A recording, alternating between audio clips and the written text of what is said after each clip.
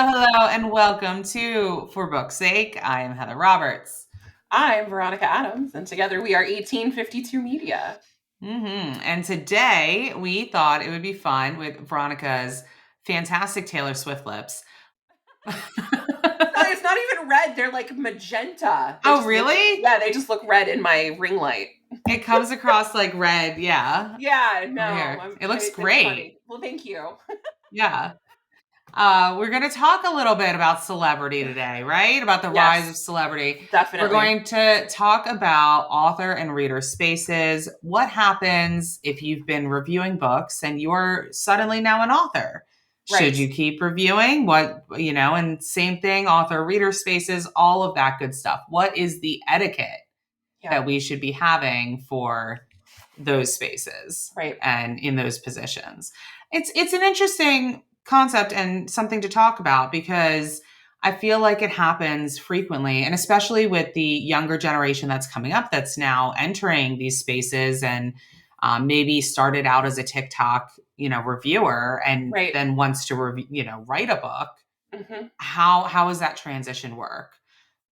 I will say that is not a unique concept. Back when bloggers were very popular, there were many a blogger that started out as a blogger and then became an author and had to make some choices. So it's just the platforms have changed. Right. It's no longer blogger.com. Yeah.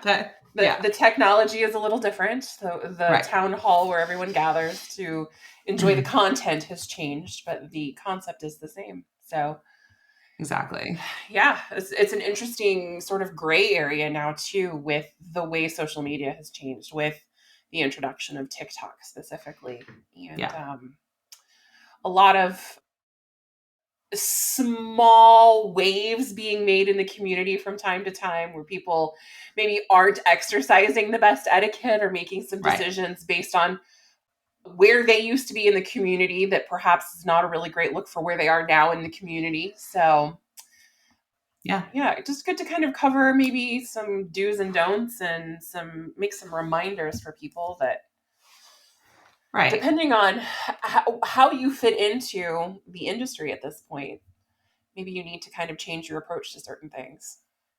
Right. And if you don't change your approach to certain things, be understanding why some people may not find that appropriate. Right. Or you might get some flack for it and things like that. So, for example, I started in this industry by blogging. I had a blog and I was anonymous for a good bit of time when I started in this author community. So I was anonymously blogging for like a year and some. And I didn't even join Facebook communities as a blogger for a long period of time. And that was because I was practicing law full time. And the legal profession has, become slightly more progressive in certain areas, but by and large is extraordinarily conservative, whether we like it or not, and remains to be so even a decade later. And unfortunately, my blogging of romance books with my colorful language and sex toy pairings would not have been super well accepted in the industry in which I was currently making a paycheck. So, but just as an aside, you and I used to have the best phone dates commuting. Yeah. During your anonymous blogging days, like before we both quit practicing. Oh my gosh. We had some of the best conversations about your blog and the shenanigans. So much.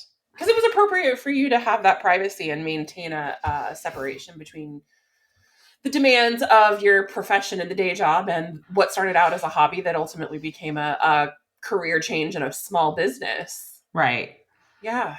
So back in those early days, the lines were very clearly drawn. Yes. I was working during the day, I was blogging at night, and it was a good time.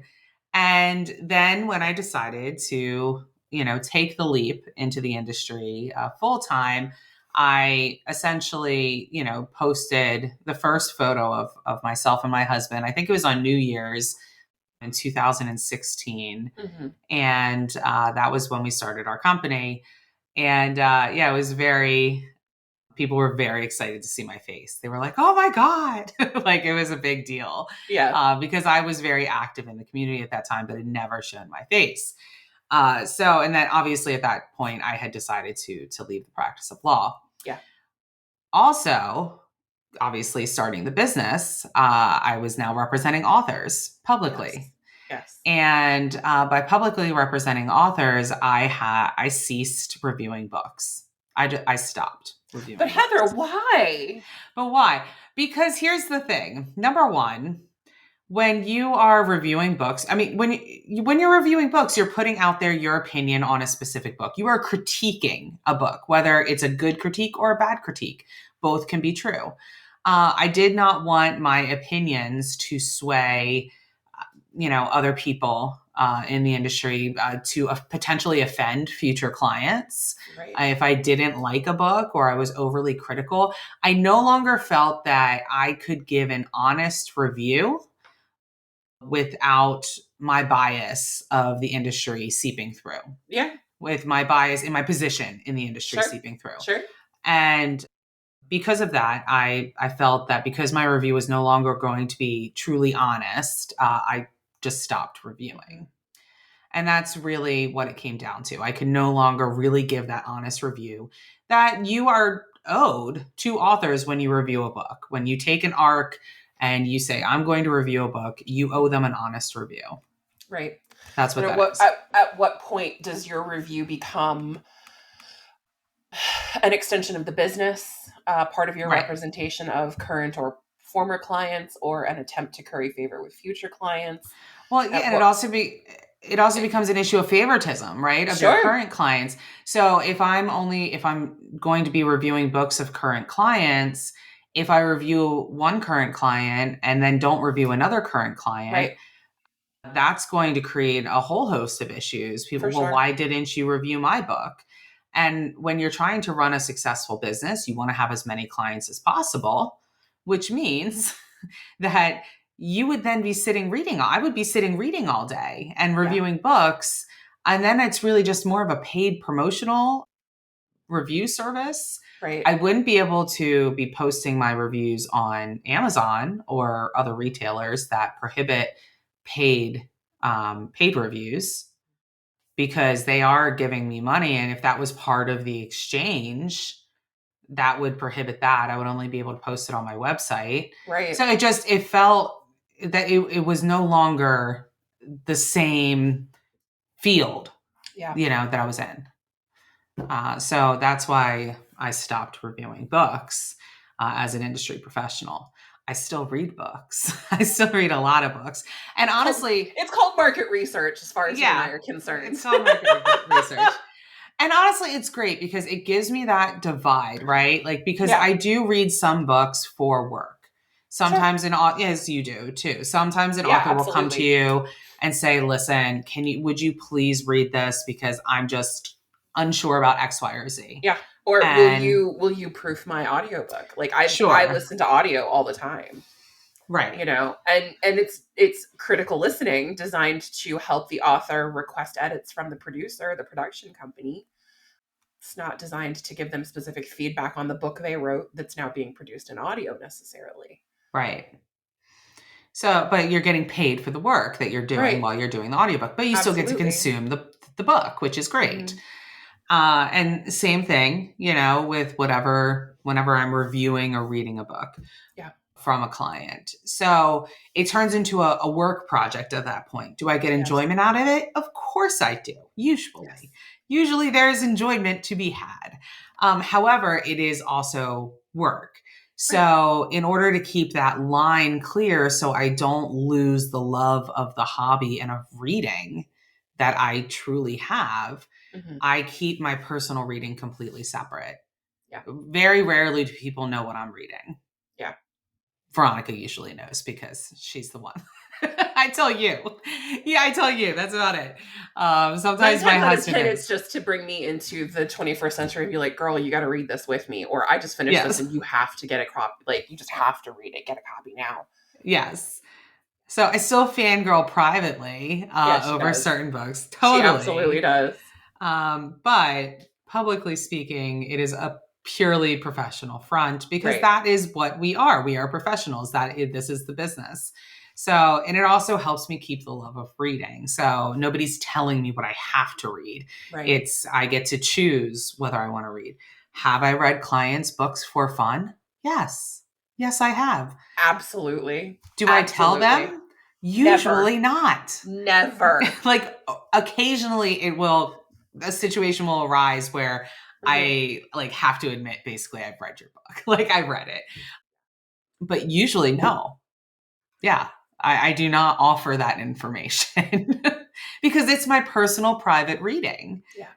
And I'm purchasing the books Yeah. for myself. Well, and you don't want to taint the professional relationship that you have with the Right. author either, because if you turn yourself into a bit of a fangirl, or they start Correct. to think of you as a reader rather than a support professional on their team, Yes. whatever capacity you're collaborating with them,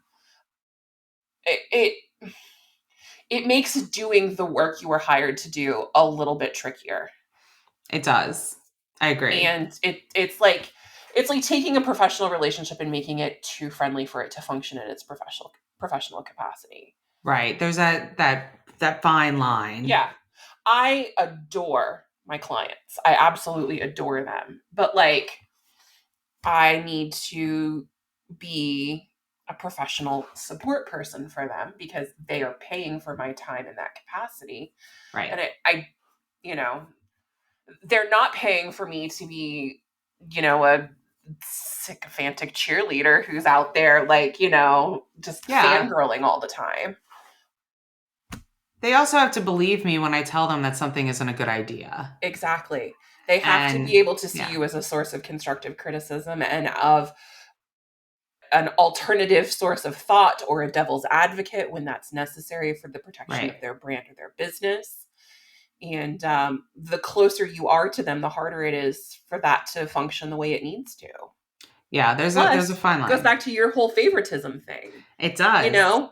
Not every client writes something that I necessarily respond to as a reader. Correct. And I don't need the people I'm working with to understand that I like so-and-so's books way better than I like, someone else's books. Because as industry professionals, we recognize that there's a reader for every kind of book. That's right. And if I personally don't love that kind of book, that doesn't mean it's not marketable. Absolutely. That just means I personally am not the reader for it. I am not the target audience for this book, but that doesn't mean that you're not going to get the best I can offer you in support marketing the shit out of that book. Exactly. So, and that's that's our first responsibility to authors. For promoters and bloggers and people who are just reading but considering changing lanes, it's a little bit different, but also very similar. When you start out as a reader, you can just say whatever you want to. You can join the bandwagons that you love the most. You can become a street team member or an ARC team member for any of your favorite authors. And you have you have freedom to say what you'd like, when you'd like it, wherever you'd like it. And there's a beauty in that. And we need you in this industry. Yes, we need people in that role in this industry. Absolutely. But when you move over into those other spaces, it becomes a little more complicated. Absolutely. Like I'll give you an example from the very, very beginning, early days. Yeah. When I had been blogging actively and then I stopped. 8-year throwback. Let's go. Yeah. And I started doing promotions work. I had an author who I absolutely loved while blogging. I gave fantastic reviews for. I loved all of this author's books. And then when I started doing promotions, we started doing certain giveaways and doing different, group promotional content, things like that. And this author became very upset with me. We actually had a falling out because I was not including this author in every single promotional opportunity that was available. And I was like, I can't include you in every single promote. That's not fair. Yeah. It's not fair to other authors to allow you to be in every single one of these opportunities. Right. And that unfortunately was not the answer that this author wanted to hear. And unfortunately we had a falling out because of that. But because this author was like, oh, well, now you're in promotions part. Now I'm going to get everything for free. that you were doing before for me Yeah. as a reader. No, that's not that's not how that works. And there was a big adjustment there. Yeah. And it was really upsetting to me for a while, especially newer in the industry and sort of defining my role. It was definitely sad for me to have that experience, but hadn't had enough emotional swings and crazy encounters yet to really understand that that was par for the course. Personalities in this industry really do that. I mean, they're just a rainbow of different types and kinds. my skin is a lot thicker now. Yes. And because practicing law didn't prepare you for this. It really didn't, because in practicing law there are such clearly defined roles.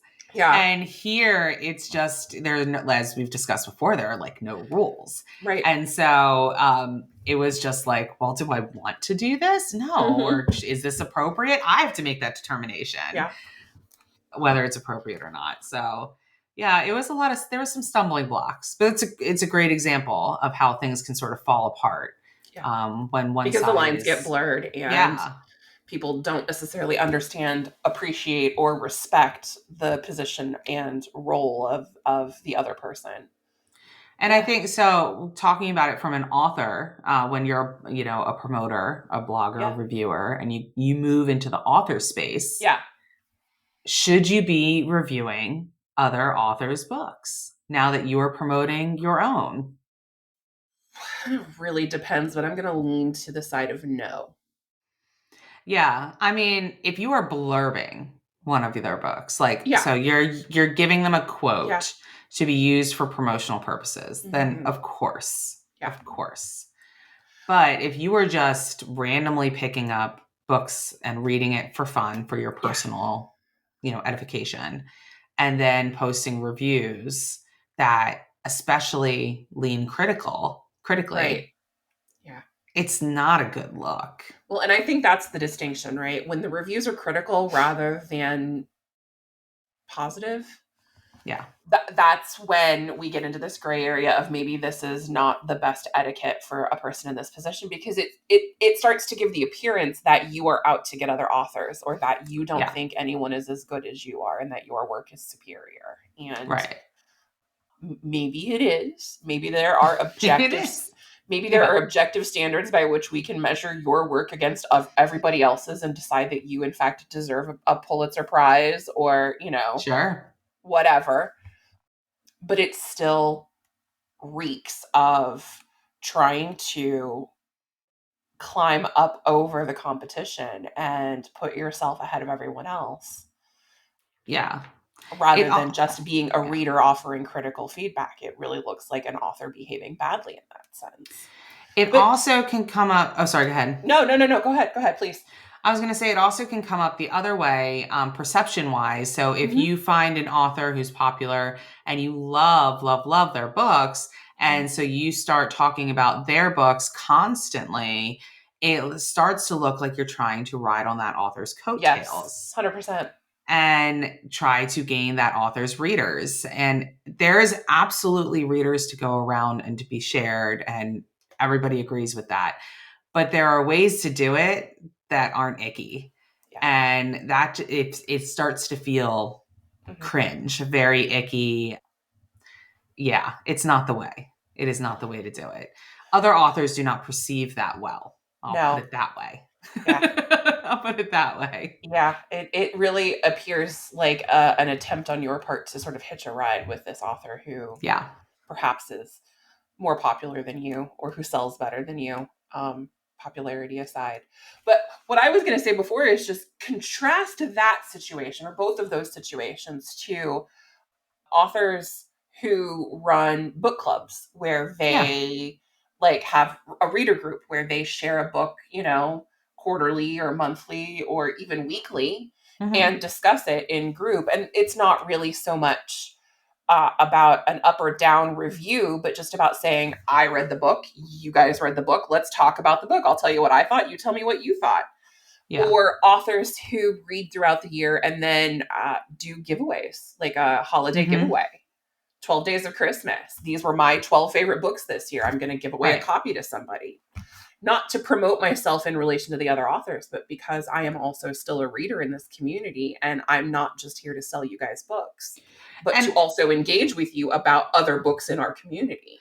And I think that's the thing. There are ways to do this that are absolutely acceptable and are really appropriate and celebrate the love of reading. Yes. Because like I said, nobody expects me to not have a personal reading list. Nobody expects you to not have a personal reading. Nobody expects anybody. Right. Nobody expects anyone in this community to not also be reading personally. I had someone ask me recently, I was discussing business with them. And they asked me, just as part of like their interviewing me to see if I was the right fit for the work they needed done, what was the last book you read? Can I tell you how long it's been since an author has asked me what the last book I read was? But if you're listening and you're an author, you should ask everybody who you're going to do work with or to have work done for you what the last book they read was. It's a good question. It's true. That's true. What we're all here for. And if everybody should be able to celebrate books and the love of reading. Right. And so it's the way that it's done that is what is the important thing. That's what the etiquette piece is. Absolutely. So if you are, you don't have to ask an author to give away their book. If you want to gift it on Amazon, if you want to, most authors will be incredibly appreciative of that. Yep. It's just a matter of where's the line, right? If you're giving away only that author's books all the time, it could be perceived as, the coattails situation. Absolutely. But if it's a group of, books that you loved throughout the year and you're doing it as a roundup and you want to give a big gift basket to your readers, go for it. Yeah. If you want to have a book club and everybody in your reader group reads all different kinds of books all year and you get together and talk to them, that's fantastic. Well, and you can even curate that book club so that it's books that are similar to yours so that you attract more readers who will, as a result of joining the book club, perhaps give your books a try for the first time or even become loyal readers of yours. Yeah. Like there's nothing wrong with that. There's absolutely nothing wrong with that. And there's authors who have started Booksbox subscription companies. Yes. And that is a great way to celebrate other authors and the love of reading in a way that benefits everybody. Yep. Because then they're getting royalties, the whole thing. And, or getting books into the hands of new readers. Yeah. As long as there's a benefit to the other author that isn't just a review. I think it's specifically like, when you're going onto Goodreads or Amazon and writing the review and then making a video, or in this day and age, about said review, that's what's sort of frowned upon. Doing other things that celebrate your love of other books. Obviously, sharing other authors' new releases. Absolutely. That's done very frequently and is incredibly appropriate. Sharing other authors' books who you love in your newsletter. Nobody is going to be upset with you for that. They're going to say, thank you so much for sharing my books with your readers. So there are ways to celebrate your personal love list without it being tacky or cringe, right? Or without using it in such an obvious way to benefit your business. And I mean, there's even times like people do it all the time. It's a little more frequent now, I think. And it's because the traditional publishers do this all the time, but they usually are the ones that have the same pending. What I'm talking about is when you're writing an ad or a book description to be put on retailers, and you say for fans of XYZ author, ABC author, whatever. Some authors really dislike that. There was a period of time when I had used that in ad copy and I got a nasty message from an author saying, I don't like that you're using my name in the ad copy of this particular, for this book. And I was like, okay, but also there's nothing wrong with it. I mean, there's not anything wrong with it. So as long as you're doing that in a way that's appropriate, just understand some authors aren't going to like it, but it's very frequently widely accepted. I mean, traditional publishers use it constantly. because it's a way to immediately attach your style of book, as it has to be honest, right, in order to be effective. If your book is really like the books of this author, that author, and the other author, then it's fine to put that in there. For sure. You're setting reader expectation. Yeah. It's all about the reader expectation. But again, that is a little bit of a gray area because some people really abhor it. Like, they have strong opinions. Very strong opinions. I think a lot of people have strong opinions about many things. That's but true. Listen, imitation is the sincerest form of flattery. Right. There's a line with everything, right? Like, there's an appropriate line with everything. Like, just like with food, right? You can eat in moderation. Otherwise, it's, appears gluttonous, right? Yeah. So there's a line with the flattery. You got to make sure you're walking the line. For sure. And it doesn't turn into something that's cringeworthy. Yeah. That's it. Well, and some people are more sensitive to the cringe than others, of course. Of course.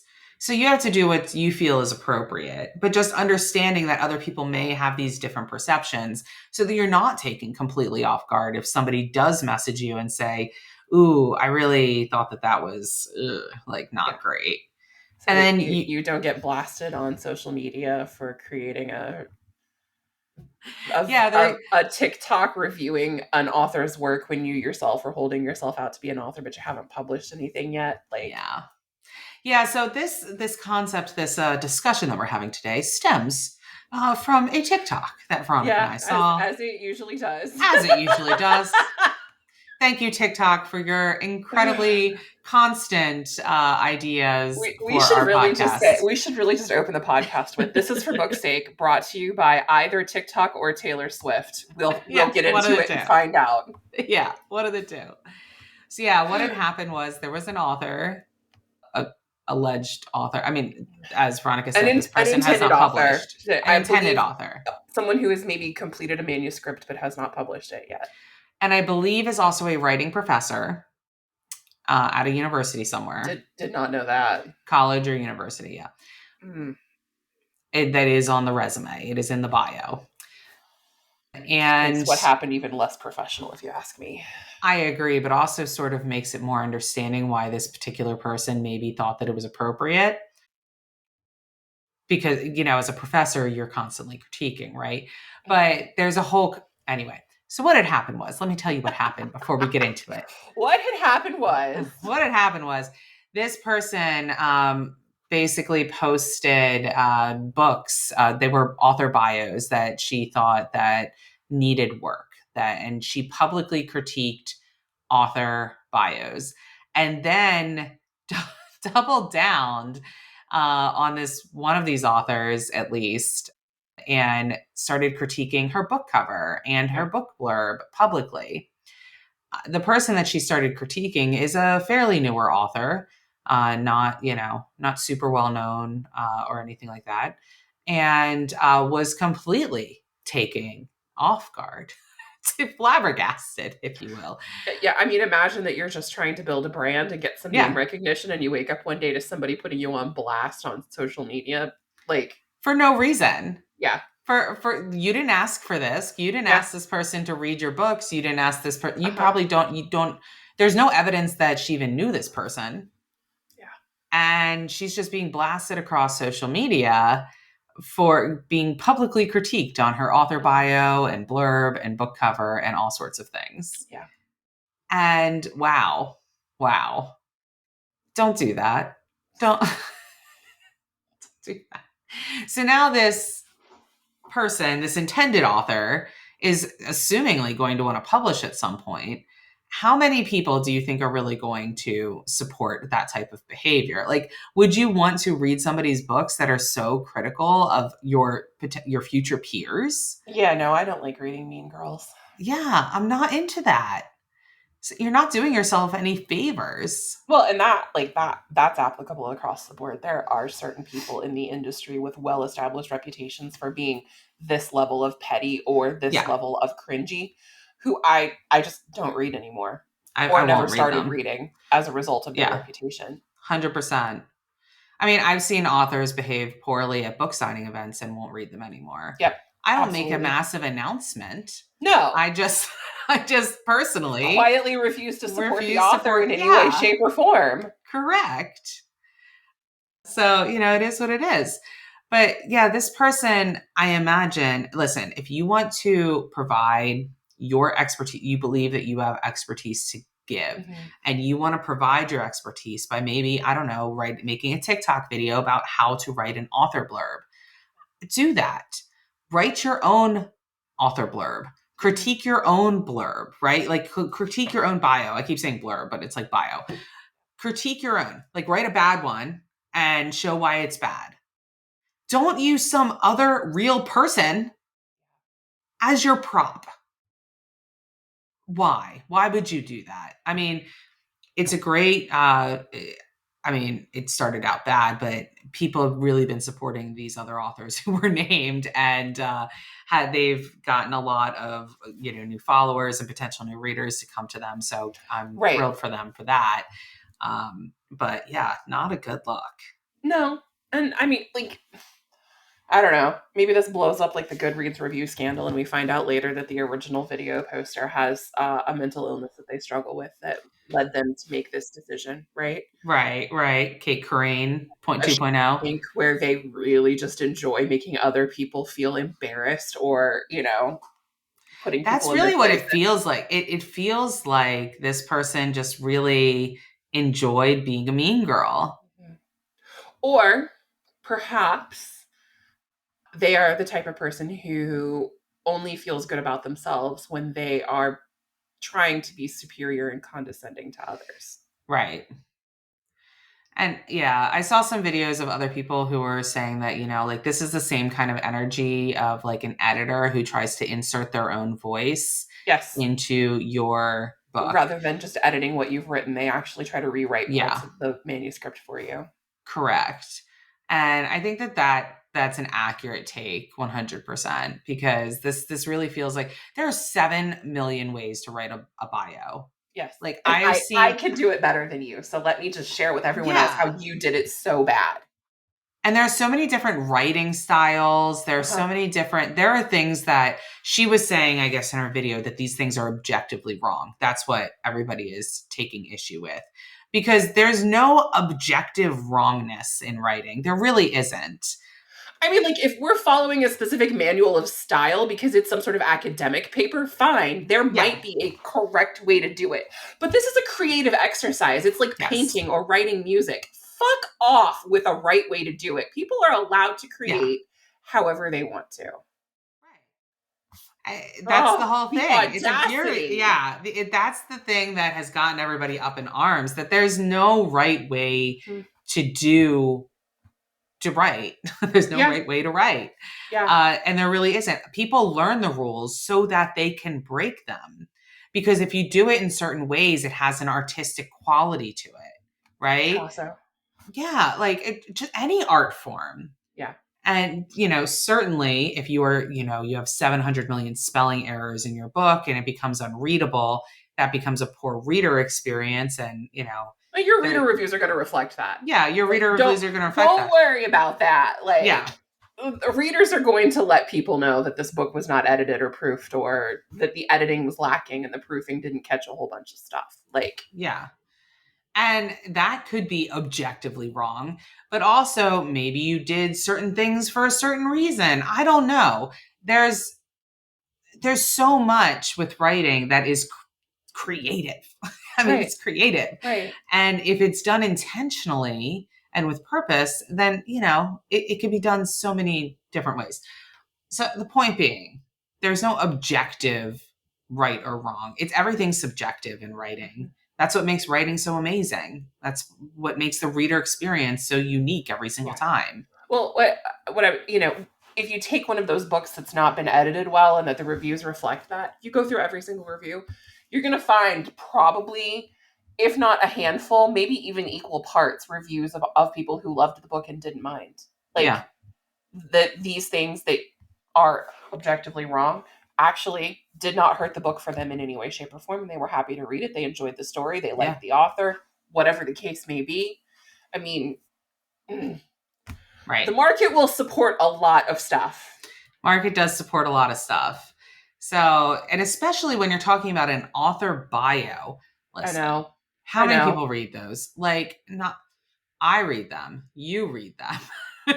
They are important to have so that you can put them places. On the reg, people are not like, let me just pull up an author bio. Like, for real. Come on. For real. Come on. It's ridiculous. So don't stress so much over this sort of stuff. It's just, it's mind-boggling. So anyway, that was our rant this week from the TikTok. Like, just be a good human and be kind and considerate, and right. That's what it comes down to. If what you're about to do borders on being mean or snarky or could be construed as you trying to tear someone down or build yourself up at the expense of someone else, just don't do it. It's only that simple. It's only a joke if both people are laughing. That's the rule. That's the rule. Isn't that the truth? And that's why I hate like April Fool's Day and stuff and like pranks and stuff. Lord. Yeah. I hate pranks. I hate them with passion. Oh, I hate them. And that's my rule. Like if you want to be funny, it's only a joke if both people are laughing. Yeah. And if they're not, then it's mean. Then you're just taking advantage. You're just an asshole. Yeah. Yeah. You're just an asshole.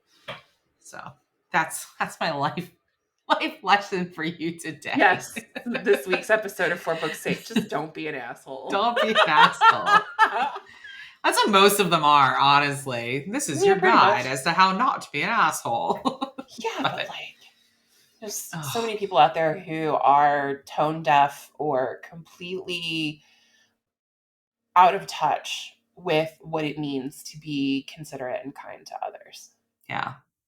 It's true. And you do not have to tear other people down to raise yourself up. You don't at all. In fact, most people who end up in elevated positions in this industry who do well are the people who have never.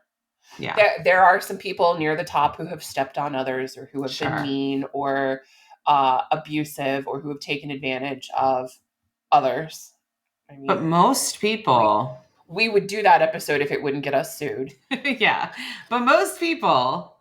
are really kind and considerate, and you'll find them doing really nice things for other authors. I just saw a post from Rebecca Yarros, who is including one of her favorite authors and friends' books in reader boxes for pre-orders for whoever ordered her book for Readers Take Denver. Love it. So it's Zal Axelrod. I'm probably mispronouncing her first name, and I'm the worst. But yeah, amazing writer, amazing author. And Rebecca didn't tell her until she posted about it on social media and was just letting everybody know, if you get your pre-order from me, it's not a mistake that it has an extra book in it. Yeah.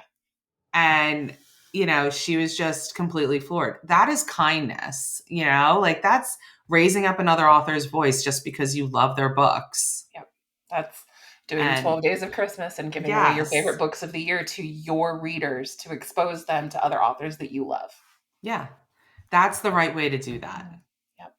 And, use that appropriately throughout the year. And other authors do that sort of stuff all the time too. That was just the most recent example that I saw this past week on social media. Yeah. But yeah, it's great. I love it when other authors are lifting each other up. So a rising tide lifts all boats. That's right. So let's keep doing that. And until next time, we'll see something else on TikTok, and it'll be our content for next week. We'll be back to let you know how not to be an asshole in that way. Exactly. Until then.